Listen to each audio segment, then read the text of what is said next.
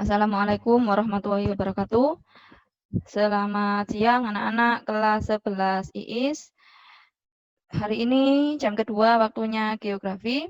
Kita akan mempelajari tentang kelahiran dan kematian, yaitu rumus-rumus cara menentukan angka kelahiran dan angka kematian. Untuk pertemuan sebelumnya, kita sudah belajar cara menghitung yang namanya kepadatan penduduk agraris dan kepadatan penduduk aritmatik, serta menghitung dependensi rasio dan sek rasio. Apabila ada yang ditanyakan, silahkan tanya di grup, tidak apa-apa.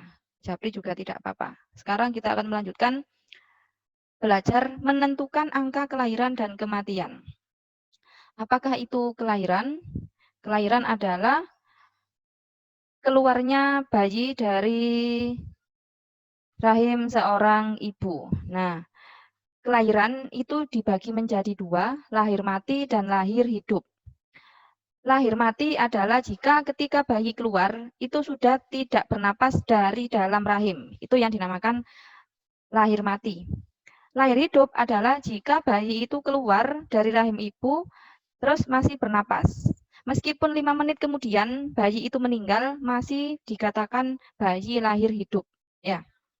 Nah, untuk mengetahui angka kelahiran di suatu negara atau di suatu wilayah, di sini rumus untuk menentukan angka kelahiran itu dibagi menjadi dua.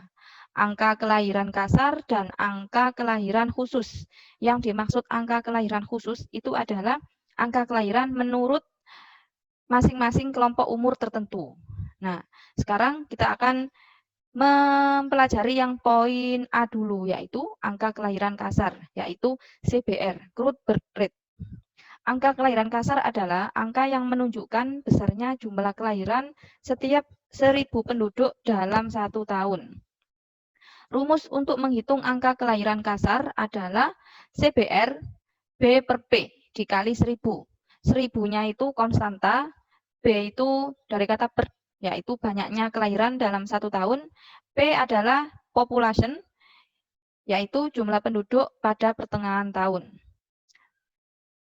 Kriteria angka kelahiran kasar adalah jika lebih dari 30 dalam setiap 1.000 penduduk dalam 1 tahun, ini berarti angka kelahiran kasarnya tinggi.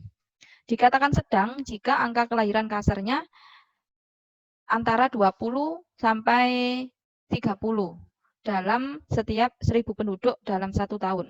Dikatakan angka kelahiran kasar rendah jika angka kelahiran kasarnya kurang dari 20 dalam setiap 1.000 penduduk dalam 1 tahun. Perhatikan contoh soal berikut. Diketahui dari sensus Jakarta tahun 2010, jumlah penduduknya adalah 25 juta jiwa. Dan jumlah bayi yang lahir hidup dalam setahun adalah 500.000 jiwa.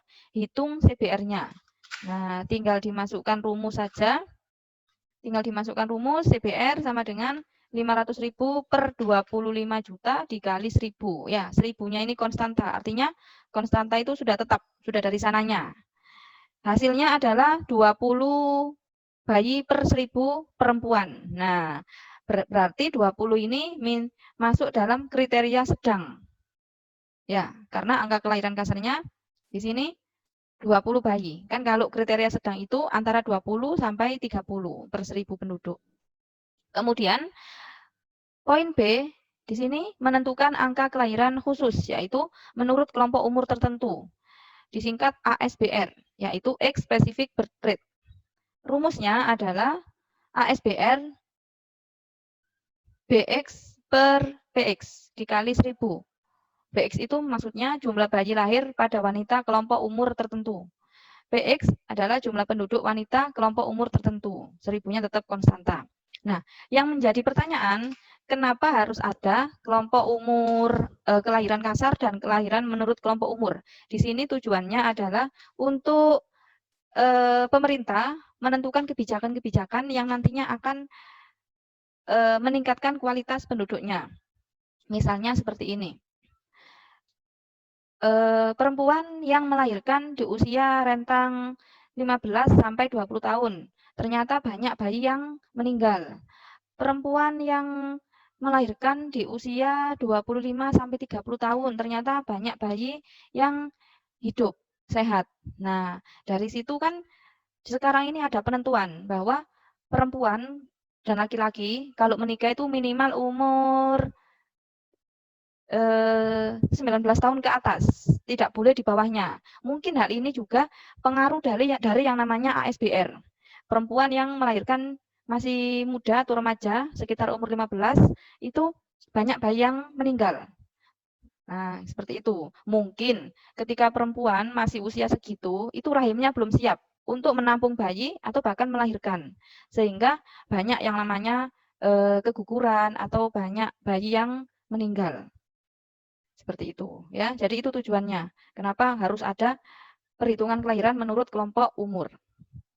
Nah, seperti itu. Di sini contoh soalnya untuk ASBR di Kabupaten A terdapat wanita usia 20 sampai 24 sebanyak 300.000 jiwa.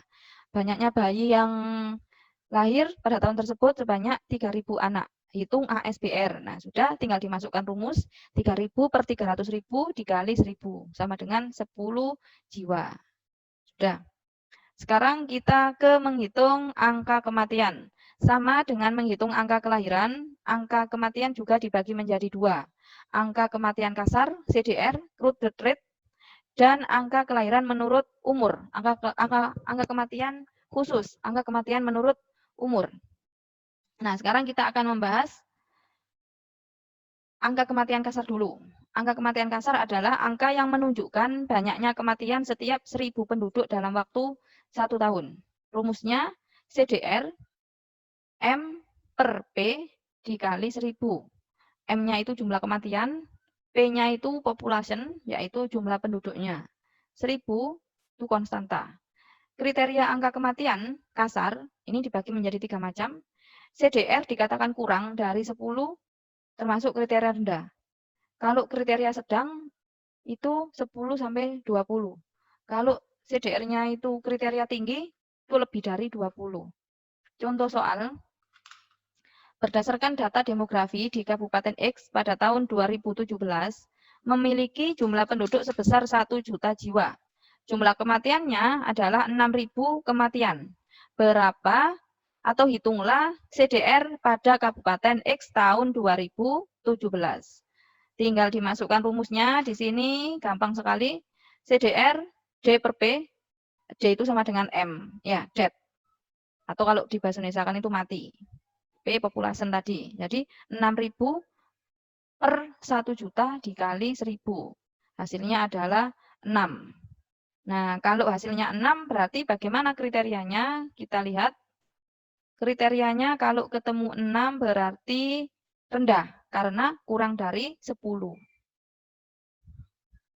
Kemudian selanjutnya adalah angka kematian khusus, yaitu angka kematian menurut umur ASDR, Age Specific Death Rate. Angka kematian menurut umur yaitu angka yang menunjukkan banyaknya kematian setiap 1.000 penduduk pada golongan umur tertentu dalam waktu 1 tahun. Rumusnya adalah ASDR MI per PI dikali 1.000. MI-nya itu kematian pada kelompok umur tertentu. PI ini jumlah penduduk pada kelompok tertentu. Nah, seperti di kelahiran tadi, kenapa kematian ini perlu dikelompok-kelompokkan? Pada kelompok ini yang mati berapa, pada kelompok ini yang mati berapa. Nah, seperti itu. Jadi, ini berhubungan dengan tingkat kematian pada tiap tahunnya. Mungkin pada usia remaja, tujuannya ini adalah untuk pemerintah apabila ingin menentukan kebijakan. Nah,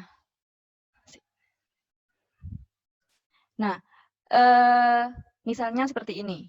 Pada usia remaja, banyak yang mengalami banyak kematian. Misalnya pada usia 15 sampai 20. Banyak kematiannya. Dicari penyebabnya. Oh, ternyata pada usia ini banyak anak-anak atau remaja yang mengalami kecelakaan sehingga banyak kematian. Nah, di sini ada aturannya.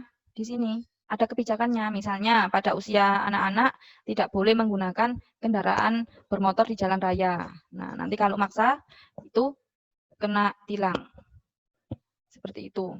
Nah, seperti SIM itu kan dibuat usia berapa SIM itu? Lulus SMA kan baru bisa mengurus itu. Kenapa? Yaitu untuk mengurangi tingkat kecelakaan pada anak-anak remaja atau bahkan anak-anak SMP itu dilarang menggunakan kendaraan bermotor di jalan raya karena resiko kecelakaannya lebih besar.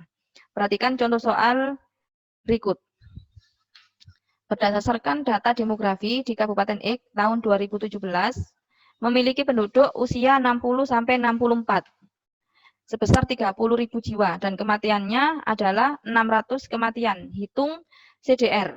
Nah, tinggal masukkan DX per PX dikali 1000. 600 dikali 30.000 dikali 1000 ketemunya 20. Nah, sudah. Sekian penjelasan dari saya. Nanti ada latihan soal, jumlahnya 5. Saya kirim file bentuk sendiri, bukan di video ini. Oke? Yang kurang paham silakan ditanyakan. Sekian, terima kasih. Tetap semangat, tetap belajar rajin. Terima kasih. Assalamualaikum warahmatullahi wabarakatuh.